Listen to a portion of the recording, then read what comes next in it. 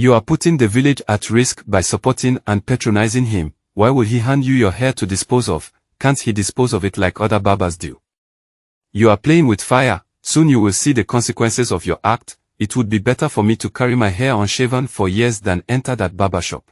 The hot afternoon sun bore down mercilessly over the small crowd gathered outside the village barber shop. The air was thick with tension and the distant hum of fruit flies buzzing around the thatched palm wine shop just across the street. It wasn't an unusual sight to see a queue outside Aku's shop. If anything, the long line of customers was as much a fixture as the wooden beams and tin roof. But today, there was something different. Whispers filled the air and wary glances darted around. The villagers were agitated, the usual patience exchanged for restless murmurs, eyes fixed suspiciously on the man at the center of it all. Aku was known for his skill with the blade, his ability to craft hairstyles with such finesse that even the wealthiest chiefs and noblemen came from distant lands to have their hair cut. His fame spread like wildfire, and soon, travelers from various regions made the long trek to Aku's shop, just for the privilege of sitting in his worn-out chair. It wasn't just the quality of the haircuts that drew people, it was the experience, the meticulous care with which Aku handled each strand of hair, the sharp lines he carved with his razor, and the way every customer left feeling like royalty. But there was something peculiar about Aku's shop that no one could ignore. After each haircut, Aku would gather the cut hair carefully into a small nylon bag, tie it into a neat bundle, and hand it to the customer with the simple instruction, "Take your hair home." It was a ritual, a command that was given to every customer, without exception. The first few customers, upon hearing this, would laugh, thinking it was some kind of joke. But Aku's expression was always really serious. There was no humor in his eyes, no hint of a smile on his lips. He simply waited, his hand extended, until the customer took the bundle of hair and left. As time passed, the villagers began to grow uncomfortable with the practice. It was one thing to have a strange custom, but Aku's insistence that every customer take their own hair home unnerved people. In the village, hair was usually swept away, left to return to the earth, or carried off by the wind or disposed of by barbers in the refuse dump. But Aku's customers had no choice but to take it with them. The hair, once a part of them, had to be carried back, as if it was still theirs to own. Despite the strange nature of it all, Aku's reputation only seemed to grow. His barbershop remained busy, with lines stretching out into the street. Some said his skill was too great to ignore, that a few strands of hair were a small price to pay for such craftsmanship. Others whispered about the possible reasons behind Aku's strange standard. What does he gain by handing people their hair? One old woman asked as she sat in front of her house, her voice barely a whisper. Why does he make our children take the hair home? Could it be a curse? Nonsense, replied another, a man who had just returned from Aku's shop, rubbing his freshly shaven head. If it were a curse, wouldn't we all be suffering by now? It's just a habit of his, a strange one, yes, but nothing to be afraid of. Another man sitting next to him also supported his position and stated that we should be happy that he is handing people their hair to take home after every haircut, those who left their hair behind in other barbers' shops. Do we know what they did with the hairs they left behind? The boy should be left alone to do what he is doing. But not everyone was so easily convinced. The village elders began to watch Aku more closely, though none dared confront him directly. His silent demeanor, the way he moved with such precision and focus, unnerved even the most confident of men. And whenever anyone asked him about the hair, he would respond with the same stony silence, his dark eyes giving away nothing. As the months passed, the friction among the villagers grew. Some continued to flock to Aku's shop, enchanted by his skill and willing to overlook the strange condition. Others began to avoid him altogether, convinced that there was something more sinister at play. One woman whispered to her neighbor as they passed by the shop, There's something wrong with that man. No one with such talent should act so strangely. What is he hiding? Soon rumors began to circulate. Wild stories of dark magic, of Aku using this pattern for some unknown ritual. Some said he was giving out the hair to control the spirits of his customers, to bind them to him in some unholy way. Others believed that he was using this rule for protection, that he was afraid of being cursed himself and needed to return each hair strand to ward off evil. One evening, a group of men from a neighboring village gathered at the local palm wine joint, discussing Aku over drinks. Among them was Agu, a man known for his bravery and sharp tongue. He had heard the stories about Aku and had come to see for himself. "I have never seen anything like it," Agu said, his voice low as he leaned across the table. "He doesn't say a word, just hands you the hair and expects you to take it like it's nothing. What does he do with the hair he collects from those who refuse?" The other men exchanged uneasy glances. "Maybe he burns it," one suggested. "Or maybe he keeps it hidden somewhere, for his own purposes." Agu shook his head. "I'm going to find out. I don't care what anyone says. I'll ask him directly, and I won't leave until he gives me an answer." A hush fell over the group. Even the bravest men in the village hesitated to confront Aku, but Agu was different.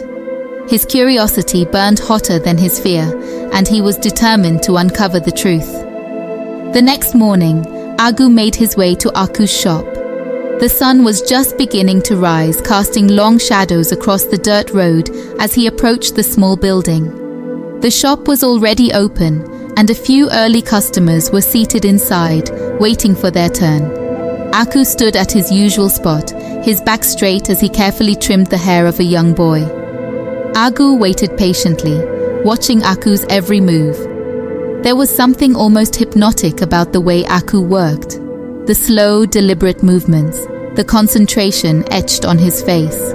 When the boy's haircut was finished, Aku handed him the usual bundle of hair, and the boy left without a word. Now it was Agu's turn. He sat down in the chair, feeling the weight of the silence around him. Aku didn't say a word as he began to work, his razor gliding effortlessly over Agu's scalp. The sound of the blade cutting through hair was the only noise in the shop, and Agu felt a knot of tension building in his chest. As Aku finished, he did what he always did, gathered the hair, tied it neatly, and handed it to Agu. "Take your hair home," Aku said in his usual monotone voice. But this time, Agu didn't move. He stared at Aku, his fingers gripping the bundle of hair tightly. "Why?" Agu asked, his voice low and firm. "Why do you make us take our hair? What do you do with the hair of those who don't?" Aku's eyes flickered, but he said nothing. He simply stood there, waiting. Agu's frustration boiled over. "You can't keep hiding behind silence, Aku. We all know something is going on here. Tell me what it is. Tell me the truth." The other customers in the shop exchanged nervous glances, shifting uncomfortably in their seats. Aku, however, remained unmoved. His eyes met Agu's, dark and unreadable, and for a moment, Agu felt a chill run down his spine. But he refused to back down. "I'll leave when you answer me," Agu insisted, his voice rising. The other customers intervened and asked Agu to take his hair home and stop wasting the time of others who were next to have a haircut. After so much pressure from them, Agu reluctantly left with his hair and happy that he had taken steps that other people in the village were unable to take. The barber's loyalists and his critics often engaged in heated argument in the market. One man named Uwa, in the heat of argument with another man named Okoye, his market neighbor, retorted, "You are putting the village at risk by supporting and patronizing him. Why would he hand you your hair to dispose of? Can't he dispose of it like other barbers do? You are playing with fire. Soon you will see the consequences of your act. It would be better for me to carry my hair unshaven for years than enter that barber shop." Aku has cut hair in this village for years. He has done nothing but serve us. You think some strange superstition will drive us away? No way. It is a matter of choice. If you don't like his rules, go elsewhere. Okoye replied. Some stated that his silence is suspicious and worsens the whole issue, while others responded by praising his rare barbing skills, which is hard to find. Tempers kept rising as more people joined the argument. The barber's shop continued to boom, and people continued to patronize Aku. Some youths in the village who shared the same opinion with Aku went to the village elders and made the same complaint about Aku handing people their hair after each haircut. They insisted that if they don't invite Aku for questioning, that they will take laws into their hands, as some of their family members have ignorantly patronized him and brought hair home. The elders promised to invite Aku over this issue. The day came. Aku appeared before the village elders. He was questioned over the complaint that the youths brought.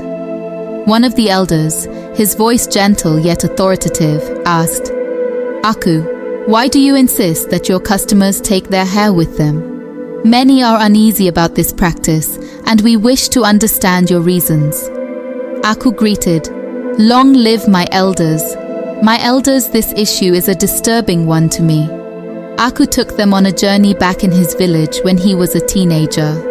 "My elders, my father had a barber shop and was a successful barber in his days.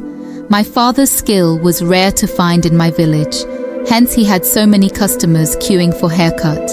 An event took place that led to accusation against my father. One day a man who regularly patronized my father fell gravely ill. As though that was not enough, few other persons who patronized him fell sick at the same time. The report that came to my father was that the hair from these people were used for ritual. This spread widely and instantly ruined my father's business, as his most trusted customers deserted him. This report plunged my family into hardship.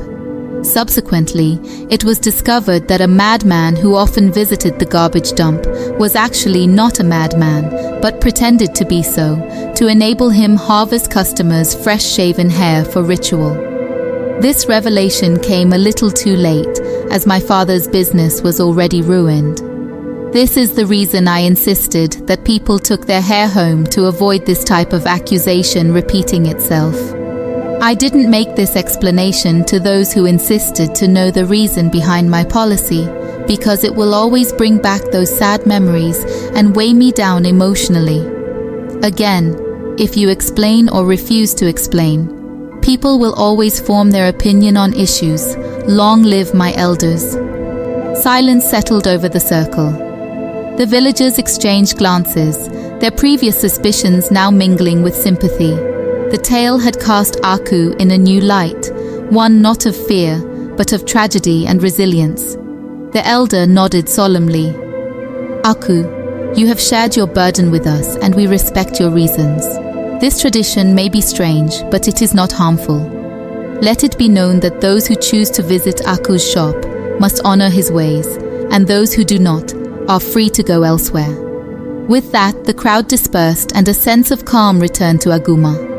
Aku resumed his work, his shop bustling with customers as always, his loyal patrons unfazed by the bundle of hair they carried home. For in the end, they understood that the ritual was not about the hair. It was a testament to a family's history, a mark of survival against shadows from the past. Agu, humbled by the revelation, became one of Aku's most loyal customers, often found chatting with him quietly after hours. And though the whispers never truly faded, they lost their edge, replaced instead by a quiet respect for the village barber whose life, like his craft, was bound by the lessons of those before him. This story from Motherland Tales teaches that patience and thorough inquiry is important, as prejudice destroys. Please subscribe, like, share, and comment to our channel, so that whenever we post a new video, you will be the first to be notified. Thanks for watching. See you in our next video.